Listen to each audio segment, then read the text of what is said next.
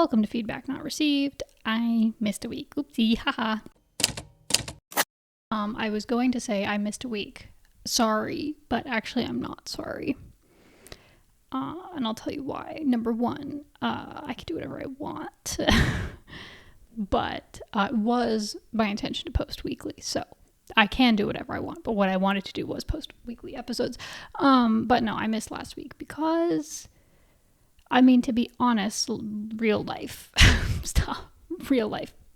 I mean, I do exist in the real world. So unfortunately, I do have to do real life things, and not bad things necessarily. But the past couple weeks have just been really, really busy for me. Work has been particularly intellectually demanding, which it always is my job. But this past couple weeks, got projects at work that have required a lot of attention, and also just like human outside work life, you know, friends, family, other stuff, life, which all leads to me really, really wanting to take advantage of my free time in other ways, such as spending time with friends and family. And also, weirdly enough, when I'm like a lot of people I know like scroll mindlessly on TikTok or whatever when they're like really tired, when they're like, oh, I just want to like brain rot or whatever. For me, it's like when my brain is really, really tired, I don't even want to scroll. It's like more exhausting. What I've wanted to do for the past couple weeks is just play video games in literally every moment that I am not outside of my house. I just want to play video games. I don't want to be on TikTok. I don't want to be on Reddit particularly. It's like I have been very much offline the past couple weeks. And for a podcast that is theoretically supposed to be about stuff that happens on the internet, me being chronically offline is not a particularly helpful state of being. But, you know, I wasn't going to force myself. I can't find things. I've said this before. I can't force myself to talk about stuff that I'm not interested in. And I can't force myself to be interested in stuff. So, like, it was like last week, I was like, oh, maybe like I'll try and post an episode. I was like, nah, you know what? It's fine.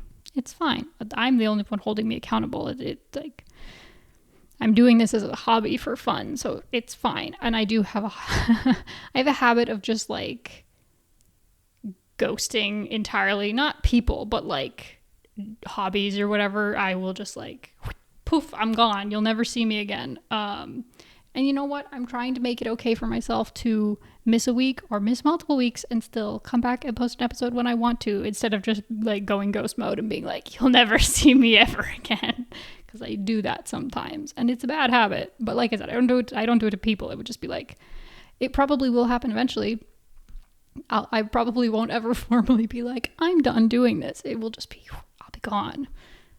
But part of that is I drop stuff and then I get really anxious, and then I'm like, oh God, I can never go back because it's been so long, and every bit that's longer that I've been away, it's like weird. But it's like, no, it's okay to be away. And then it's okay to be back. So anyway, I've been living life and playing a lot of video games the past couple weeks. And that's why I didn't make an episode, because I just wanted to play video games, which I am going to talk about. Because to be perfectly honest, I do not have a lot of internet related stuff even now to talk about. But I do want to talk about video games, which is what I'm going to do. But before that, last episode, a couple weeks ago, I was talking about how I love these Papo figurines, these Papo fantasy figurines, and I got this beautiful dragon, which is one of the ones I had when I was a kid, and I was so happy, and I was waiting on another figurine to arrive, and she did, and I want to show her to you. She's this Lady Knight, Lady Marianne, and I think she's so beautiful. And I had her when I was a kid too, and I like, she is one of the only like female fighter figurines that Papo produced, as far as I know, if not the only one. And I think her design is so cool. I'm trying to like get the camera to show her. I think her little split color like tabard. Whoop. She's fine. She's okay, everybody, don't worry. Her little like split color tabard, and her little like, I can't remember what, like it's a wimple, I think, but anyway, and her little cape, and she's got a little dagger and her little sword. I just love her, so I'm so happy.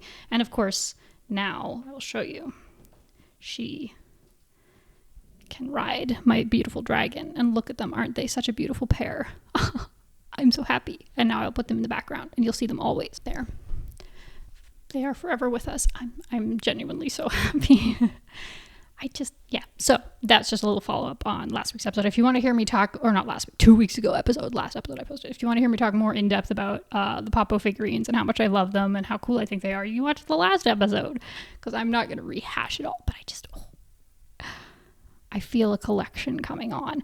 Actually, that's an interesting thing that I did see recently, relatively recently, not that recently, but someone talking about how like influencer culture has like commodified collections, right? And how it's like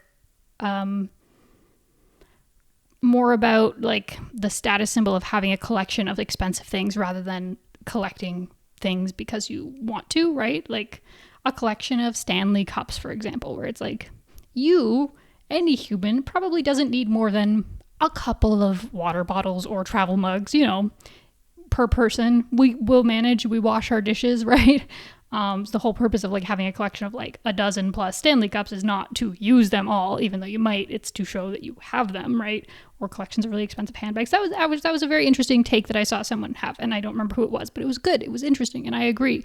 And it's something I've thought about before, where like for example, Jenny Nicholson, who's a content creator who I really like and admire, she has like a huge collection of plush of different kinds, right? And whenever she talks about them, she's always like, she thinks they're so cute or so beautiful, and that she really appreciates the different details, or, the nostalgic meaning that the different plush have for her. And she's very dedicated to like, collecting and blah, blah, blah, which is really, really cool. Like she has this massive collection, not because of the monetary value of the thing, or not as a status symbol.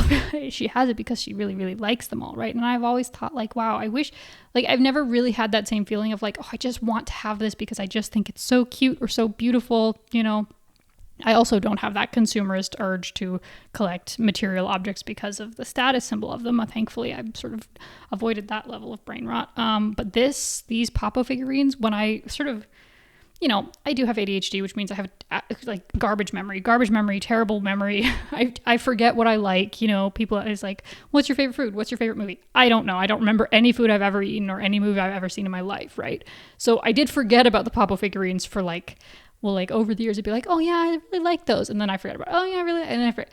But now that I remembered them and I've used my adult money to purchase them, I'm like, oh yeah, I love having these here. It makes me so happy just to look at them, both from the nostalgic reminder, and I think they are so beautiful to look at. So I will likely continue collecting more through my adulthood because I can, but not for display and to show to people because I think they're beautiful, but for me personally, because I like them. Anyhow, so very fun update, and that was a very interesting take, and I wish I knew who had said it because it's very, very true. Of like, anyway, just buying a bunch of stuff because you can.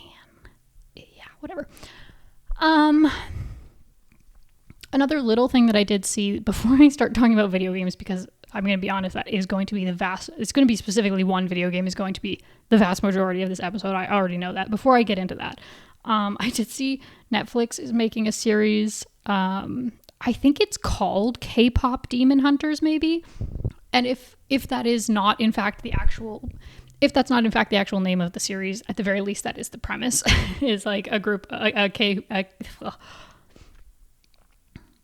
K-pop girl group, who then there's like demons that are like killing people or stealing their fans or whatever, and so then they also hunt demons. And then it looks like the group of demons they disguise themselves as but I can't talk. The group of demons disguise themselves as a K-pop boy group, and then so it seems like it's going to be both demon hunting and also like rival K-pop groups, maybe with some romance, who knows.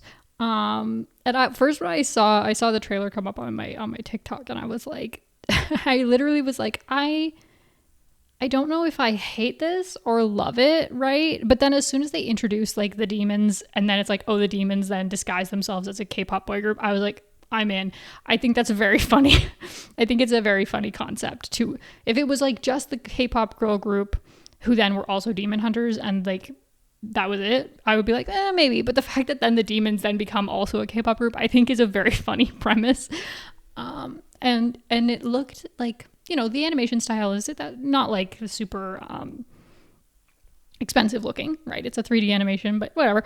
But I don't know, the vibe a bit. The vibe that it gave me was similar to what was the movie called? Was it Turning Red? Turning Red? That Disney movie with the girl who turns into a big red panda. The sort of vibe of like feral girls, which I really appreciate in my soul. I think it's called Turning Red or whatever. The movie with the red panda girl, whatever. Like the representation I felt as like a weird girl. I was like, yes. And this, based on what it shows, like, I'm sure some people will be like, oh, it's annoying because they're like, oh, quirky or whatever. And I was like, no, I see what they're doing. This is for the weird girls. And I appreciate that. And so there. And it looks very funny. I don't know. I'll probably won't watch it on Netflix because I don't usually pay for subscription streaming services, but I'll watch it at some point. I think my parents maybe still have Netflix. Maybe I'll watch it in my parents' house. But yeah. So that looked funny. I don't know. I was very on the fence at first. And I mean, obviously I'm still on the fence. Maybe it'll end up just being annoying, but like, I think it could be funny. I think it could be really funny. You know what? I think the reason I was so skeptical at first was because I was like, oh, obviously they're just like capitalizing on, you know, K-pop being such a huge thing, right? And then like, they were like, okay, K-pop Demon Hunters, like throw a dart at one board, K-pop, throw a dart at another board, Demon Hunters, or like roll the dice or whatever to get like your next hit TV show. But based on what I've seen, it actually does look, you know, entertaining. It looks like there's some soul in it at least. But we shall have to wait and see. I don't actually know when it's supposed to come out. Maybe in the summer? Probably in the summer. I mean, that would make sense, right? Why are they releasing a trailer if not that it's coming out soon? Oh, and you know what else I saw? I need to double check and confirm this, but I think Wheel of Time got canceled. Hold on. It did. You know, the reason I had to double check and look it up is because I saw an article, but then the article was like pretty obviously AI generated or something where it was like, oh, Wheel of Time has been canceled after season 2 finished airing. I was like, well, season 3 just finished airing. So anyway, I was like, I didn't know if that article was fake, but then I looked it up and it is real, unfortunately. And I'm bummed about that. Like, particularly, I mean, I talked about this in a previous episode at some point, right? But season 3 was really, really well received by fans. Like after a rough start in season 1 and like a middling season 2, not everybody, a lot of people really, really liked season 3, both book readers and non-book readers. And so it just sucks because, you know, some shows you're like, oh, well, this first season was great. And then by the end of it, obviously, like things deteriorate. So it's like, I'm not sad that it got canceled because it was getting worse. But this is like, they were getting exponentially better season by season. And so to just have it canceled right as it's like, oh, it would be so good. Oh, it's a bummer. It really is. And I really like that show. I really, you know, I love high fantasy anyway. And I think it was, you know, beautifully done. And I'm sad about that. Stupid Amazon.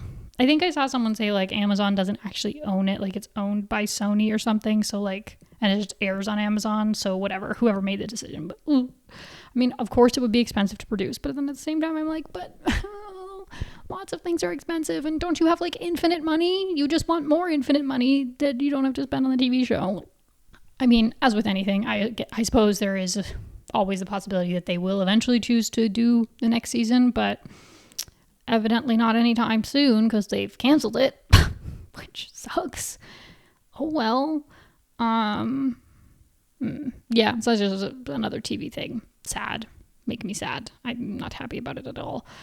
Because oh well, at least I can go back and rewatch the previous seasons when I want to. At least we got 3 seasons, but it was not enough. Oh well. Also, I love Rosamund Pike. I just want to see her in more stuff. So, bring back my girl. However, it looks like Rings of Power is still ongoing. So that's good. We still have one high fantasy series, although obviously it's much more divisive. I don't know if much more divisive because like obviously the Wheel of Time series was also divisive amongst fans of the books. But anyway, I'm happy if Rings of Power continues. Even if Wheel of Time cannot. Boo. Okay. Those are the only things that you know what? I have another thing to say. I have so much actually. I was like, I have nothing to say except talking about video games, but I do have another thing to say, which actually relates back to why I didn't post an episode last week.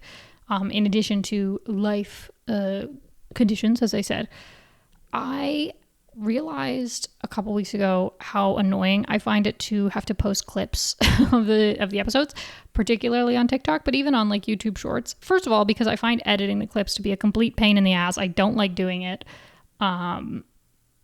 but that's, it's not laziness. It's just that like, I hate having to edit the clips. I hate having to like try and figure out, well, let me pull out like the best parts or whatever, because like I'm not making long form content so that it can be cut up into clips. Like it doesn't work as well. And also what I've found was like, obviously posting clips particularly on TikTok, but also YouTube Shorts, obviously gets much higher engagement than just posting the episodes and leaving it at that, right? But like the engagement that you get is like completely meaningless. Like on TikTok, it's obviously mainly likes. I do get comments pretty regularly, the videos it's not like they're doing badly. They do fine. But, and I, people follow, but most of the engagement is not from people who actually follow and watch the full episode, right? It's just people watching the one clip where it's obviously out of context because it's just a clip and, with no interest, I don't want to say all, some people who have no interest in actually engaging with the content or engaging in discussion where there's like, it's just empty engagement for the sake of engagement. Even YouTube Shorts, I have found YouTube Shorts tends to have slightly more meaningful engagement, either in terms of people actually going and subscribing, because that's what I found with TikTok. TikTok does not convert into people subscribing to the channel whatsoever, which makes sense, right? It's hard to get people to cross a platform. So at least with YouTube Shorts, people tend to actually go and watch or comment on the full episode or subscribe to the channel more easily. But even then, it's just like decontextualized. And some people are really nice, obviously, which is really great. But a lot of the time it's like people just taking things in bad faith, which is like, I realize that's the internet. But like, even if I say like, oh, well, go watch the full episode. If you're going to argue with me, like go watch the full episode or whatever. Nobody's going to do that. Anyway, I don't like it. So I was posting fewer clips the past couple of weeks. Before, actually, I haven't posted like any clips the past couple of weeks, but before this, because I started off posting clips every single day, and then I was finding that exhausting and like meaningless. So then I was posting a couple clips a week, but like I said, I didn't clip anything from the most recent episode. I may clip stuff from this episode. I think what I've decided is like, I don't care. That's it. No, it's like, if people aren't going to watch the full episode, then I don't care if they're engaging with the short content, right? Like, I want the shorter content to drive people to go and watch the full episodes because that's what I'm actually invested in working on, in that way. But at the same time, like, I'd rather no engagement than empty, meaningless engagement or engagement that just like makes me feel bad, like, anyway, that's all. It was just, I'm really tired of clips. And I'm tired of like the way things get like decontextualized and whatever. Like I will still post them because obviously it's nice for people to actually go and watch the episodes. But yeah, I don't know. I think again, it's like, I'm not doing this to be famous because obviously that's a stupid idea. I'm doing this because it's a hobby that I want to do. So like, I'm going to do the hobby in the way that I want to and not feel like, oh, well, I have to be posting every day and I have to be, talking about stuff that is interesting to other people and blah, blah, blah, blah. Like, whatever. No, I don't have to. Like, I'm just going to do what I want to do. And that's that. So that was the other thing. I'm also annoyed at TikTok in general because this is transitioning into the video game that I want to talk about. But I've been playing Clair Obscur Expedition 33, which I did talk about a couple weeks ago. I think I was playing it then. Yeah, because I had finished Oblivion. I don't remember. Anyway, whatever. I've been playing Expedition 33. And obviously it's been quite popular. It has become quite popular since it released. And so TikTok was like, oh, you're interested in this. Let me show you all the videos about it. And it was like, obviously people on TikTok are posting the things that are going to get a lot of engagement, which are usually, clips of emotional scenes or boss fights or whatever. And I kept having to like scroll so quickly because I'm like, I don't want to see the spoilers. Like, it was so annoying. I was like dodging the different spoilers on the internet until I finally actually finished the story, which I have. Anyway, I was just like, TikTok. I'm just like, I was feeling the past couple weeks, very anti-TikTok for many reasons, even though, obviously I still enjoy a good TikTok sesh, but yeah. Now, that is what I'm going to talk about for the rest of the episode. I want to talk about Clair Obscur Expedition 33 and my thoughts on it, etc., etc. So what I will say is, heavy spoiler warning for the entire game from this point on for the rest of the episode. I am going to talk about the endings. I'm going to talk about the themes. I'm going to talk about the twists. I'm going to talk about my thoughts on things about the whole game. Spoiler warning, if you don't want to hear spoilers for Clair Obscur Expedition 33, simply click away now, because I think that is what the remainder, whatever remaining time there is in the episode, which may be a little bit short, but whatever, the remainder of the episode is going to be me talking about that. So please leave if you do not want to hear it, and don't blame me if you hear spoilers when you decided to stay. Period. Yeah, so I finished the game. I am currently just exploring the open world, whatever, semi-open world, whatever. I'm exploring the continent right now and just doing all the optional side content. I did some of it before the end of the game, and now I'm just going back and doing all the optional like world bosses and stuff like that, and collecting all the outfits and things because I want to. Because this is one of the things, like obviously recently I also played Oblivion. I really enjoyed Oblivion, but once I finished it, I was like, okay, I'm okay with putting this down. I don't feel the urge to be in this game more right now. I will go and replay Oblivion, but I'm done with it for now. But with this game, I'm like, I want to keep playing because the mechanics are really fun. I'm really enjoying the battles. I'm really enjoying, figuring out the combat system, like refining builds and stuff like that. Like it's a game that I want to keep playing, and once I clean up all the extra content, I'm gonna go and start a new game plus because I'm like the game itself is really fun, and it's sort of very it's a weird thing to say. I find it very relaxing, even though it is like a turn-based with quick time semi Souls-like with like really difficult bosses and stuff. Obviously there are times when I get a little bit ragey, but generally speaking, I find it very, like, the sort of repetitive nature of it, I find very relaxing. So I've been just cleaning up all the optional side content. And, like, just enjoying being in that world, because I also think it's obviously a very beautiful game. The soundtrack is obviously very beautiful. I really like the mechanics, like I said, so I'm just enjoying myself at the moment. But I did finish the game not a while back. I finished it a couple days ago. I definitely was very over leveled going into the end of the game, but I don't think that's my fault because Act 3 was so freaking short. You literally start Act 3 and then you have one mission that's like, okay, go finish the game. And I was like, well, as a seasoned player of RPGs, I was like, no, you're not going to trick me in beelining directly for the final boss. Absolutely not. I'm going to go explore the world. I'm going to go level up. I'm going to go unlock secrets in case they have any bearing on, the end of the game, right? Which did lead to me being somewhat over-leveled for the end of the game, but whatever, I still had fun. The funny thing is, I've seen a lot of people say that they were like, oh, well, I stopped having a lot of fun because I was just like one-shotting everything. Like once you figure out a good build, you're just like so OP. And I was like, haha, joke's on you, because you can't be OP if you're just bad at the mechanics. Like I'm good at the actual gameplay. The parrying and stuff I'm actually quite good at, but I've never been good at refining builds where it's like, okay, if I stack this thing that has this effect and then this thing that has this effect, then I can basically like, then it's like, oh, and then that always leads into this, and then this next thing then empowers that skill, and then if that character uses that skill, then this character gets a bonus, and no. Like all of that I'm so shit at because my memory's so bad, where I'm like, okay, I've chosen the weapon has like this effect, okay, cool, so then I know if I go back and I add these skills to the character, and then I'm like, shit, wait, let me go back, I have to look at the weapon again, what does the weapon do? Oh, okay, and go back to the skills, and like flipping back and forth between the menus. And then by the end of the game, you have so many of the Pictos and Luminas, which are like the extra skill boosting things, build for refining things, that it's like, I'm like, okay, I've picked up this thing. Okay, that effect looks interesting. I need to remember what the name of it is so I can find it in this long list of like 50 plus things that I have. Oh shit, I forgot the name. Okay, I guess I have to go through. It's like, okay, which one is it? And to be honest, the UI in the game is not great.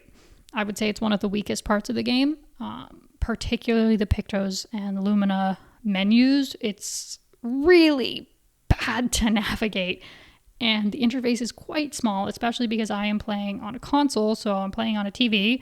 I've turned the subtitle size up as big as it could go, but it doesn't change the size of the menus, and things are really tiny, and it's really hard to see sometimes, and there's so many with very few filtering options, so I have problems with the UI. I think it could really use some serious work. And even just like getting to certain parts of the menus, it's like, why do I have to do this? And why did you put that thing all the way over there? And like, anyway, that is one of my complaints. I have other complaints about actually the subtitles too. Like for me, I'm like, the subtitles should always be bigger. Every game I immediately go and I turn the subtitles up to the largest size, and they're never big enough. I had the same problem with Oblivion. It's like, I should be able to make the subtitles take up like the bottom quarter of the screen if I want to. I don't want them to be that big, but like, you know, I should be able to make not just the subtitles, but all text on screen I should be able to make significantly larger. That's a problem. And also I did find a lot of the subtitles, there are certain scenes where particularly in the like actual like cinematic cutscenes, the subtitles don't have any sort of background. They don't have like a black background or anything. They don't have a text box around them. So there are certain scenes where like if it's a light environment, like you're in like a snowy environment. Actually, this is a very specific example. There are the characters of the Gestrals who speak in sort of a gibberish language, right? So they always need subtitles, otherwise, and you can't understand what they're saying if they don't have subtitles. So there's this one Gestral character who runs up and is saying something presumably somewhat plot relevant or relevant to what we're supposed to be doing, because otherwise why are we in a cinematic cutscene? Can't even read the subtitles because it's a white snowy environment with white subtitles with no outline or background or anything. Like, that's a huge oversight in my opinion. Like, not just for accessibility, but just like you cannot tell what is being said by the characters because those characters are not even speaking English.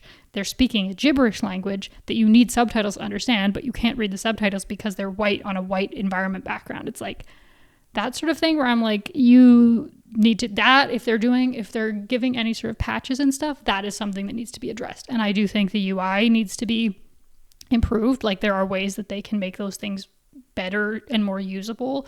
So like, it's a relatively minor gripe because the game itself is so good, but those things are noticeable and they do slow down the game experience. And so the reason I started talking about that is because I do find the menus really difficult and frustrating to navigate, which means that my builds, I've only just started really getting into like, oh, okay, like I see now that I have a bunch of these skills and I have enough points to like assign to them, I'm like, okay, it makes sense now, I can do this. But I have not had the problem where I've become so OP that I'm just one-shotting every boss. That has not been a problem for me. I'm going to have to figure it out though, because I am going to try to beat, I'm going to have to try and beat the ultimate boss very soon, Simon. I found him and I was like, oh, let me give a cheeky little try to fight Simon. Nope. We turned our asses around and we went right back out, and we will go back another time when we are a little more powerful. So yes, I was slightly over leveled for the end of the game, but I still didn't have the problem of like, oh, I one-shotted him. No, that was not a problem for me. But anyhow, I do plan to start a New Game Plus, and however, I almost certainly will never play through the end of the game again. I will likely play up to through the end of Act 2 to where you get to the point where you have all the traversal, like you can fly and then eventually you can like dive underwater, whatever. I'll get to that point and then probably never play the end of the game ever again, because I think it is the weakest part of the entire game, and I didn't really like the ending very much. There has been obviously a lot of discussion in the fandom, which is not surprising. And there's definitely there are two potential endings. People pick their preferred ending, and a lot of people are very strongly in one camp or the other, I guess is the best way to put it. Couple of things that I will say. I am not mad about the endings. The endings are not, neither of them are really particularly good, although again, some people are saying, oh, well, this is obviously the good ending, and no, there is no good or bad ending. Neither of them are good, because that's the nature of the game they were playing. I don't remember what I was going to say. What was I going to say? Something about the endings. Oh yeah, I'm not mad that the endings are sad or bittersweet. I'm not mad that there's no perfect ending for all of the characters, because that is something I've seen a lot of people throw around of like, oh, well, you just want a happy ending, and that's stupid. And it's like, well, no. I mean, I don't think having happy endings is inherently stupid or does inherently devalues a particular narrative. I actually think so many narratives these days, particularly since Game of Thrones became so popular, it has become a more popular thing to be like, oh, we're going to be subversive. We're like, nobody wins and there's only a dark ending and there's no good options and people die and whatever. Like, oh, gritty dark has become a lot more popular. I do think there's a general idea among certain consumers of media that something being happy inherently cheapens a narrative and something being sad and dark inherently is better writing, which is not true at all. Something can be a happy ending that is also narratively satisfying, that fits with the themes. Something can be a sad ending that isn't narratively satisfying and doesn't really fit with what has been set up through the narrative. And so that, to me, is my problem with the last third of the game. Well, I say the last third of the game. Act 3 is not of the third of the game.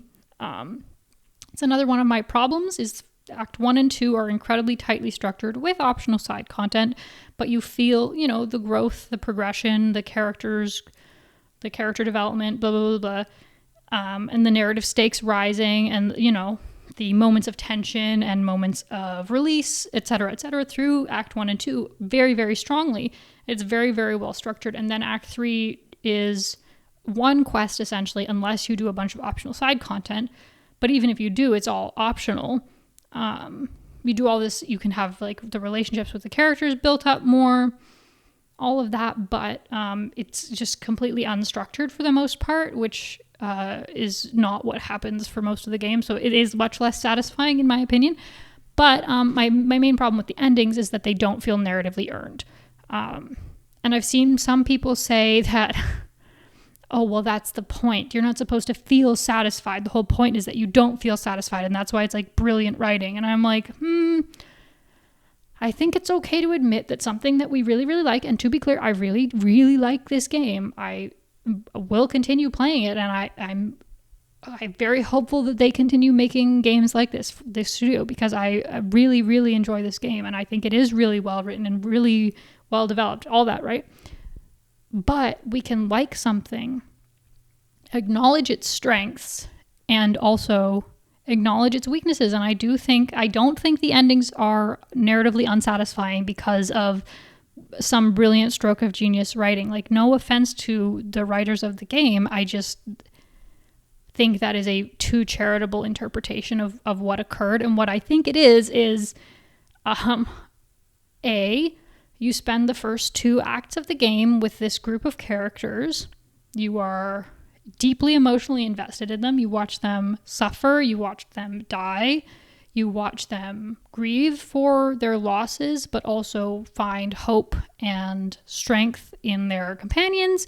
You watch their relationships develop with each other. You learn more about their backstories.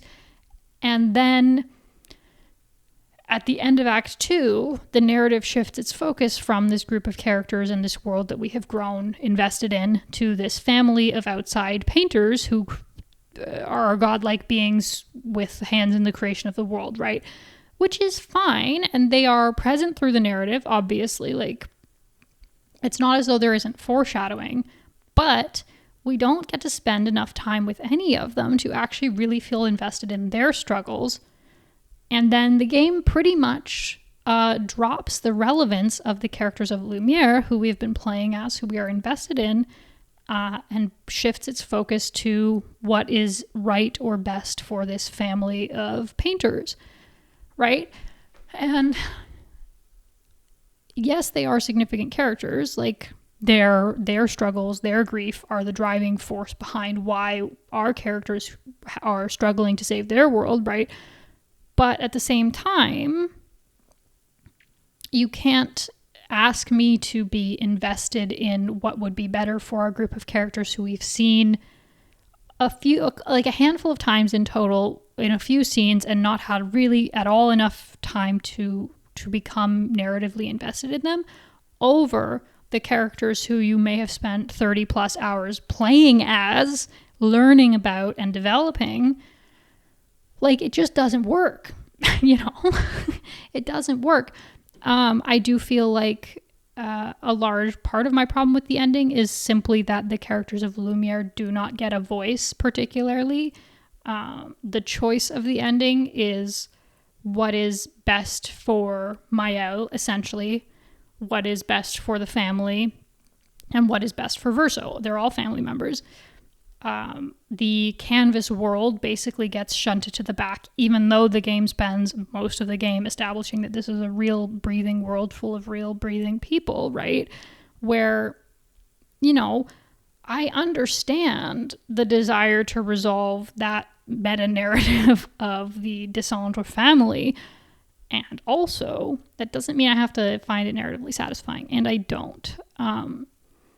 I think that could be solved if the characters of Lumiere actually had more of a voice in their fate, but they don't. So I didn't find it particularly a satisfying choice. And then, in addition to that, the two endings, Verso's being destroy the canvas and the world within it. Maëlle/Alicia goes back to her life in the outside world. I won't even say the real world, because both worlds are established as being real. The outside world, outside of the canvas, and theoretically the family heals from their grief, right? With the addition that Maëlle's life in the canvas is completely erased and she is left only with her outside life with the Descendre family. The other end being that Maëlle chooses to stay in the canvas world. Verso begs for death and she resurrects him or makes him continue living. We don't actually see what happens. And Maëlle resurrects the people of Lumiere. And the implication being she will stay in the canvas until her body in the outside world expires and dies. Although, even with that, there is no guarantee that that will actually happen, that she will just stay in the canvas until her outside body dies, because we don't know. We don't know. I think that's what's implied. But that is actually part of what I find so unsatisfying about the endings. I will get to that in a second. The other thing is the Verso ending is, at least on the surface, framed in a much happier way or much more hopeful way. Or at the very least, it's not framed in a way that is meant to actively unsettle the player. Even though I do find things in that ending to be unsettling, I think the implication is that Alicia is still ultimately alone, that her outside family of the Descendres do not... It's not like they've all come together as a happy family. We see them essentially return to what I think was normal before, which is the parents more interested in each other than they are in their children. The older sister Clea more interested in what she's doing, and Alicia left essentially alone.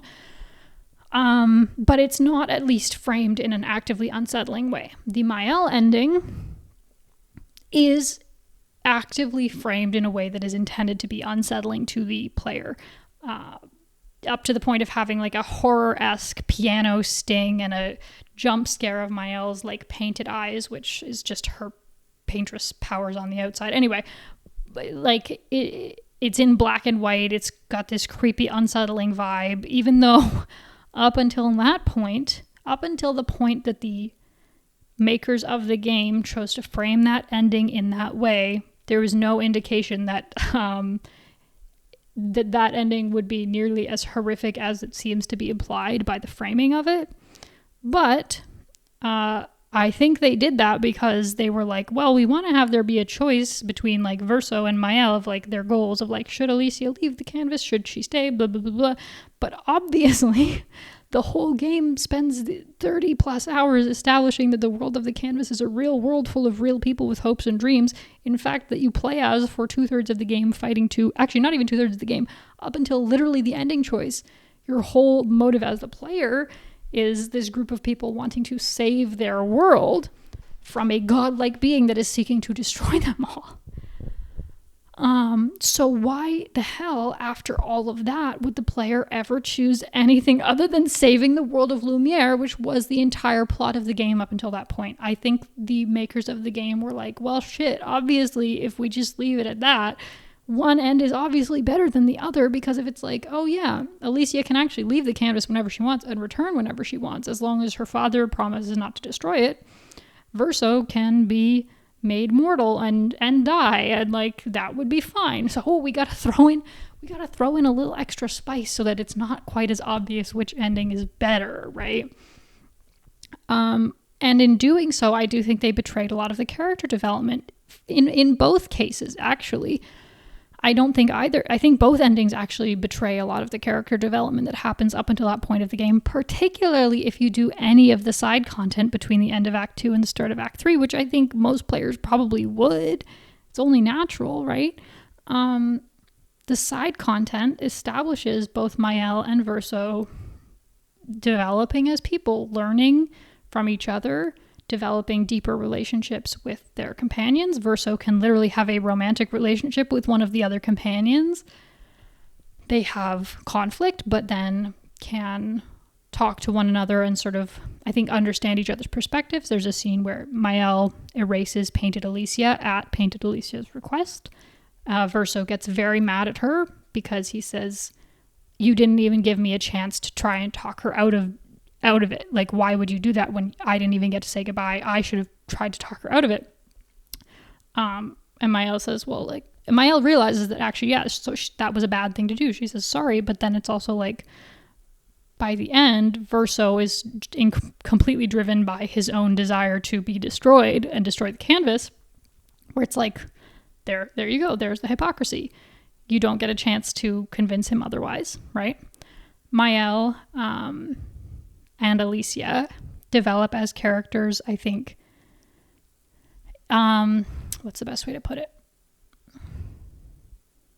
You see the potential of a third option presented multiple times.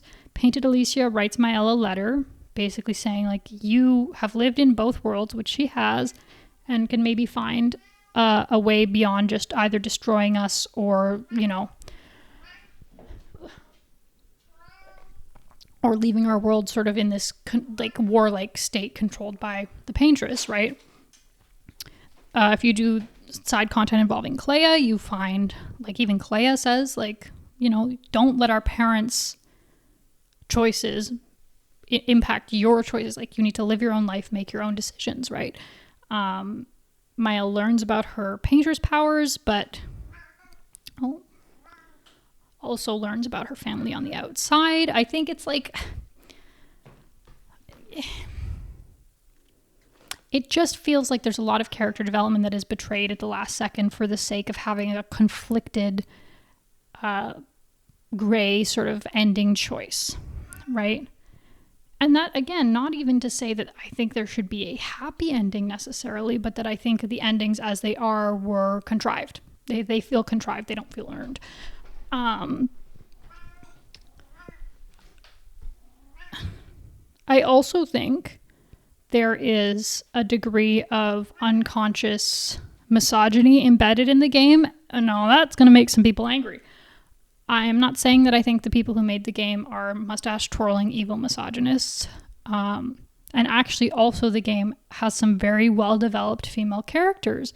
And I think that's really good. I think the writing of the female characters, generally speaking, is quite good for what we come to expect for female representation in video games. And also, that doesn't mean that unconscious bias doesn't exist. And I do think it plays a role in the endings as they are, and how the narrative presents those endings, as well as people's interpretations of those endings. So the first being, Mael and Alicia are both traumatized 16-year-old girls whose pain is treated as insanity, essentially. Mael is basically told by the men in her life, by her father and by Verso, her brother, that she cannot be trusted in remaining in the painting, that her choice for her own body and consciousness and well-being is wrong and flawed, that they know better than her and that she should listen to them, right? Her autonomy is overruled in that sense by the narrative and by the male characters in the narrative. I mean, even it's made pretty explicit with when you fight Renoir at the end, where he's like, his desire to fix, quote unquote, fix his family is leading him to exercise violent control over them, right? And that's a bad thing. And Alicia and / Mael, I think, are painted as irrational, where up to that point, we have no reason really to believe that that is the character that we know. I think a lot of people are interpreting Mael's ending, well, and just Mael's character in general, in the least generous way possible.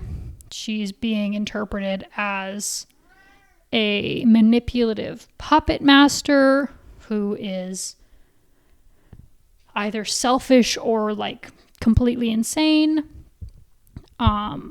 It's being interpreted that listening to her father, listening to her brother, allowing the destruction of the world that she grew up in is the best choice, that the men know better, even though the male characters of Verso and Renoir are both equally motivated by pain and grief in the same way that Alicia and Aline are.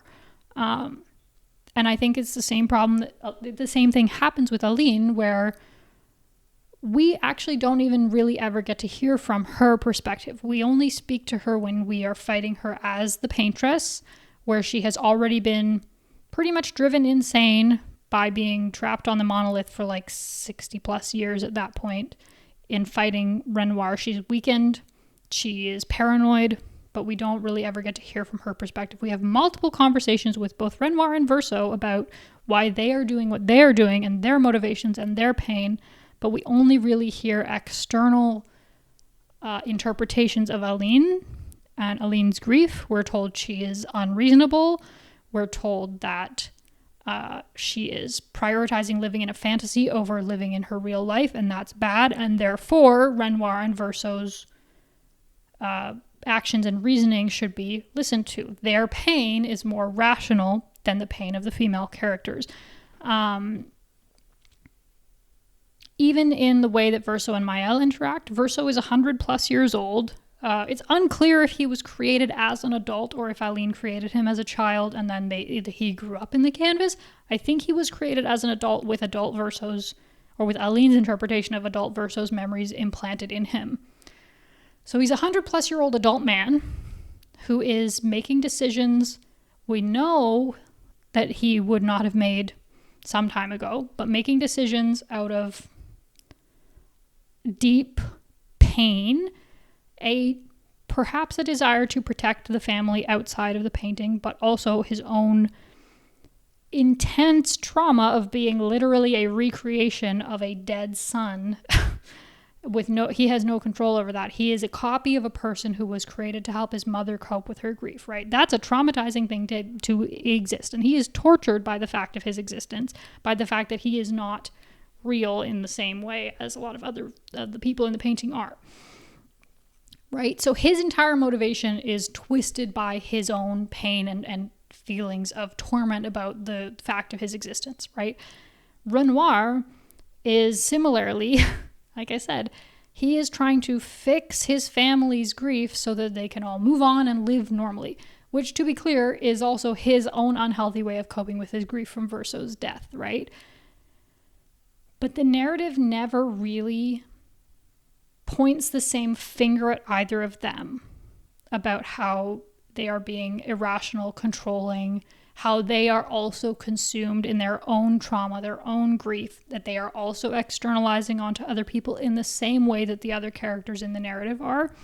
And I think that's because of unconscious bias, right? And it does seep into the way that people are interpreting the endings. And even the fact that, like I said, with seemingly very little justification, Mael is by the end portrayed as like an insane, crazy woman, when in fact she's a 16-year-old girl who is chosen to preserve the lives of the world that she grew up in. Because that's the other thing that I think people are missing, or not people are missing, but that the narrative also doesn't. This is another piece of narrative stakes that I feel doesn't have enough payoff, right? The reason that Aline and Alicia's situation are two completely different things. Aline went into Verso's canvas and painted a world full of sentient people, including copies of her entire living family, so that she could live out a fantasy world in which Verso had never died, right? She could have simply gone into Verso's canvas to reminisce, to remember him, and her real world family could also go into the canvas, reminisce, remember, grieve Verso in that canvas, which is so important to them as a piece of him, right? But she replicated her real life living family in the canvas, which is like incredibly fucked up and obviously unhealthy, right? I mean, there's still nothing to say that she wouldn't have gone, that she might have been fine if Renoir hadn't been like, you know what, wife, fuck you. You get out of there. Like, you're not grieving in the correct way. I'm telling you, you need to grieve in a certain way, right? So there's that. But also, so Aline made a conscious choice to replicate her real life family in the painting and live there. Very fucked up, very crazy, right? That's a problem. Alicia never went into the canvas with the intention of denying reality. She went into the canvas at Clea's behest, at Clea's prompting, and was immediately painted over by Aline. I believe, sort of unconsciously, Alicia was trying to help her family, trying to help her father at Clea's prompting, was painted over and lived 16 real years as Maëlle instead of Alicia, and regained her memories as Alicia when she was 16. And then people are like, oh, well, Maëlle, or even the narrative frames it as like, oh, well, Maëlle is crazy and just wants to deny reality and live in this fantasy world or whatever. It's like, well, no. The stakes are inherently different between Aline and Maëlle / Alicia, because Aline went in full well knowing that she was recreating a fake world, recreating her living family who she could have been spending time with and grieving with the desire to deny reality. Which, again, I'm not saying that she should have done that, but I also think Renoir's intervention is probably what drove the conflict to the point that it did. Alicia never intended to live in a fantasy world. When Maëlle wants to preserve the world of the canvas, it is because that is the world that she has lived an equal portion of her life in, as well as outside the canvas. The people in the canvas are equally Maëlle's family as the people outside of the canvas. And to frame her desire to preserve that as a desire to continue living in denial about Verso's death in the outside world is the narrative. It betrays the character as we have been presented it. It in fact inherently contradicts the narrative up until that point, which again is like, Alicia was not living in denial. Alicia did not remember being Alicia for 16 years. Maëlle's life and experience are just as real as Alicia's life and experience, and her desire to preserve the canvas world is the same as if someone was threatening to kill her family in the outside world and she wanted to fight them and preserve her outside world family. Like, they are both equally real, and the desire to preserve them is not motivated by a denial of reality, but in fact the intense reality of her situation, which is that there are two worlds which she exists in equally at once, right? Oh man, I'm getting really worked up. But again, I think the narrative frames her as as essentially just a copy of her mother, another crazy woman denying reality to live in a fantasy world because she can't let go of her brother, right? Which is not the character that we have seen up until that point. In fact, I think that's another flaw of Act 3, is that Maëlle's motivation goes from she wants to leave Lumière, she's with Gustave, she loses Gustave, she learns to cope with Gustave's death in Act 2. And then instead of continuing her character growth, Act 3, as soon as she regains her memories as Alicia, suddenly her entire storyline, for the most part, centers around Verso. Even the end decision centers around how much she wants to spend her life with her brother Verso that was stolen from them, which is a valid thing to want, but also, again, the fact that Maëlle's motivation is not framed as wanting to save the world that she has lived in for her 16 real years of her life, I think is a failing of the narrative and not a I think it's far too generous to interpret that as simply... The cat agrees with me, by the way. I think it's too generous to interpret that as oh, well, the writers meant for it to have been this all along.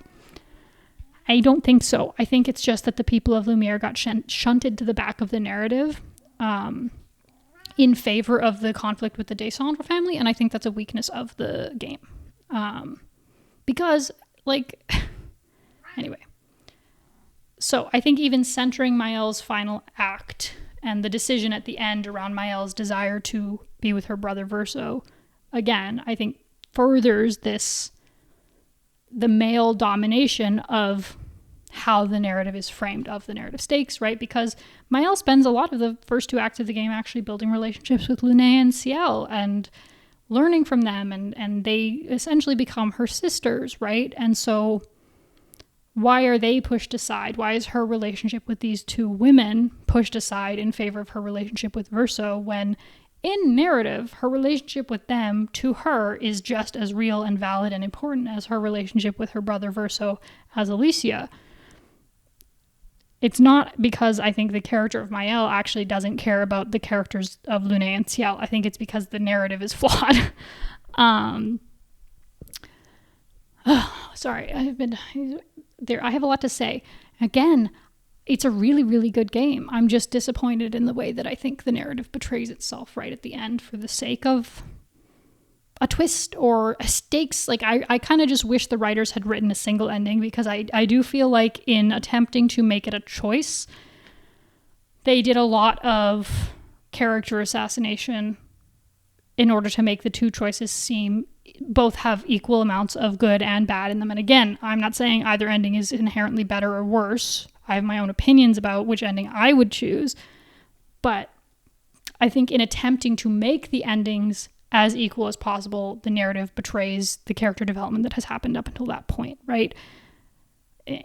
I do think there should be a third ending in which, if you take the time to learn about and hear from all of the other characters, hear from the other version of Verso, hear from Clea's Shade, build your relationship.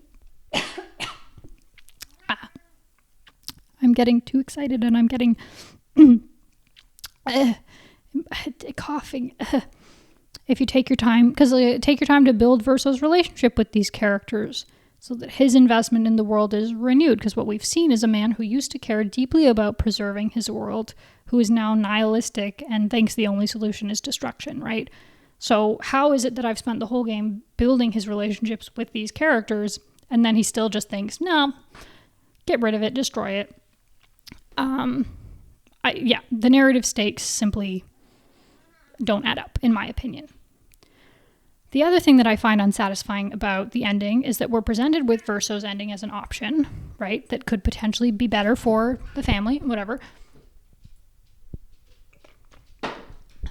The thing is, we are shown that Renoir was winning, that it was a war of attrition to get Aline out of the canvas. Eventually, Renoir, the whole reason that Gommage is happening every year is that Renoir is winning. Eventually, 33 more canvas years, which is a short amount of time in the outside world, all the people of Lumiere would be destroyed.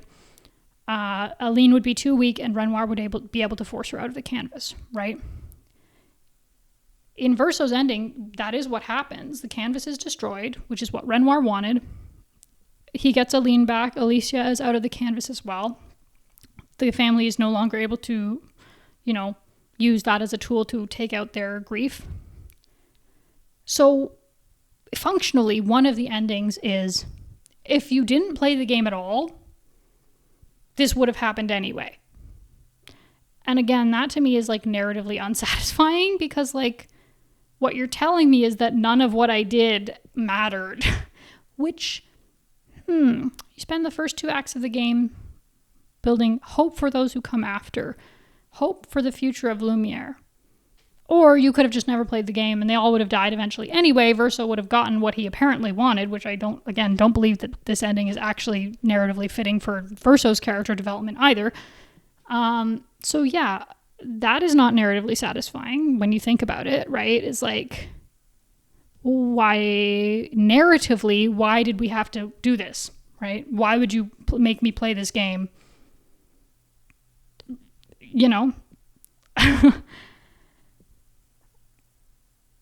And then what was the other thing I was going to say? There's another thing of why even bother doing it?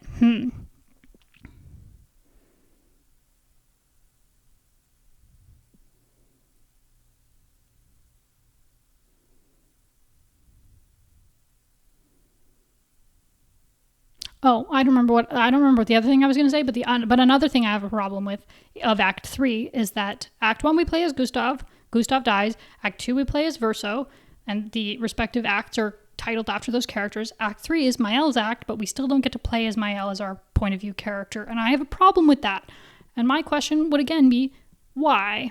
Why then, if the story is in fact mainly about Verso and Mael, why do we get to play as Verso for part of it and not as Mael for another part? Again, why is the male character still our point of view character even after all of that?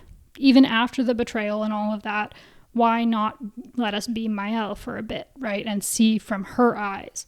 I also had a problem with playing as Verso because it felt like the narrative had to be intentionally vague, because a lot of the conversations that we as Verso, or we view Verso having with other characters, are left intentionally vague because Verso knows a lot of stuff about what is happening that doesn't get revealed until close to the end of the game. And so obviously when you're writing those conversations, it's like Verso maybe would say something that would sound more natural or that would make more sense, or his conversations would look different if the writers didn't have to hide that from us because we are playing as him as our point of view character. If we were playing as Mael, it would be a lot easier for him to be intentionally obfuscating the truth, which he is, and have it feel more natural to the player, because Mael doesn't know what Verso knows. And so then it's just like, you could just have Mael talking to Verso and Verso lying to Mael instead of us being Verso lying to Mael, but then you as the writers can't have us, the player, know too much because that would ruin the twist. That sort of thing, you know? And again, it's just like, why didn't we get to play as Mael, who is functionally the main character of the game?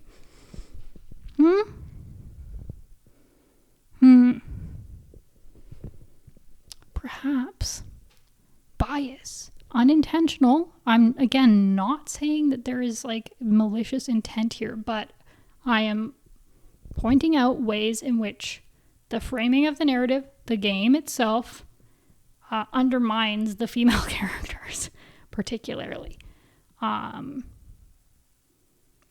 Yeah, so I really, really, really like the game. In fact, I think sometimes, again, it's like people take any critical discussion like this to mean that I didn't enjoy it. That is not the case. I don't spend as much time thinking about pieces of media that I didn't like.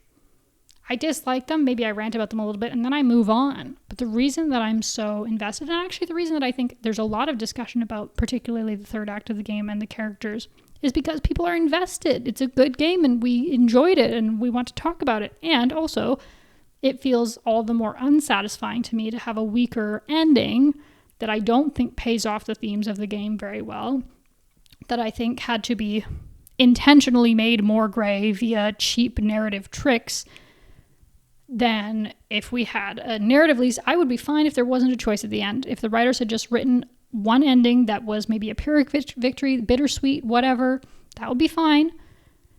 But that didn't have to feel like it had to pull all of these cheap shots at some of the characters, or that didn't sideline the main characters that we have been playing as, the other protagonists, the people of Lumiere. If we actually got to hear from them about what they think about their world potentially being destroyed. Because if it was me, if the real Christian God was real and came down tomorrow and was like, I'm actually sick of this, and in fact, it's hurting me to have this world exist, so I'm just going to destroy everything. I hope that's okay with you. It'll be way better for my personal growth. I'd be like, fuck you. And I think that's a very human thing, right? And I would like to see some of the characters of Lumiere be able to say fuck you to the gods who are essentially debating their existence, right? Anyway, that's why I probably will never play past the end of Act 2 anymore, because I don't find the events of Act 3, or to be clear, I don't find the events of the ending of the game satisfying. Everything else that happens in Act 3, the character development, getting to know more about what Clea thinks of the whole situation, what Verso's painter fragment boy thing thinks of his painting, all of that, love it. Just very, very disappointed in the way that it was all not paid off at the end, essentially. Yeah. And also, I'm going to go back to this thing about how happy endings are perceived as inherently cheap. I actually think this is a game that is well suited to a perhaps bittersweet, but more sweet than bitter type of ending. Because the thing is, like, people are like, oh, well, the whole game is about grief. Like, what did you expect? Did you expect it to be happy? It's like, well, no, but the whole game is not just about grief or addiction or about abandoning reality. A lot of the game is about hope, particularly. Like, the reason that people continue going on, like, the people of Lumiere could stop doing expeditions and just accept that they'll all die one day. They could, but the reason that the expeditions keep going every year, despite how hopeless it may seem, is because each year those expeditioners have some amount of hope that they will get farther than the people who came before, and that they will be able to leave something valuable to help the next group of expeditions to perhaps succeed where they have failed, right? We see that over and over and over again through the game, is leaving the world in a better position than it was to maybe have hope for future generations, right? That's the central theme of the first couple acts of the game.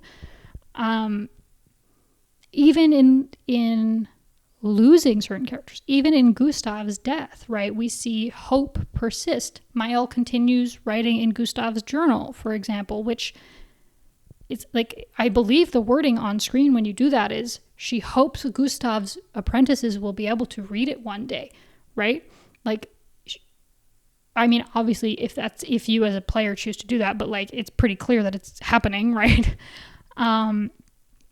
That wouldn't be an option for us as the player, and that wording wouldn't appear on screen if the hope for those who come after did not exist, right? Even after Gustav's death, Maëlle maintains hope that they will succeed in their mission, or that somehow Gustav's journal will make it back to his apprentices, and maybe Gustav's apprentices or another expedition will learn from them and succeed where they might fail, right? Luna's whole character is a researcher who is dedicated to trying to solve the problem that their world has been presented with. Like,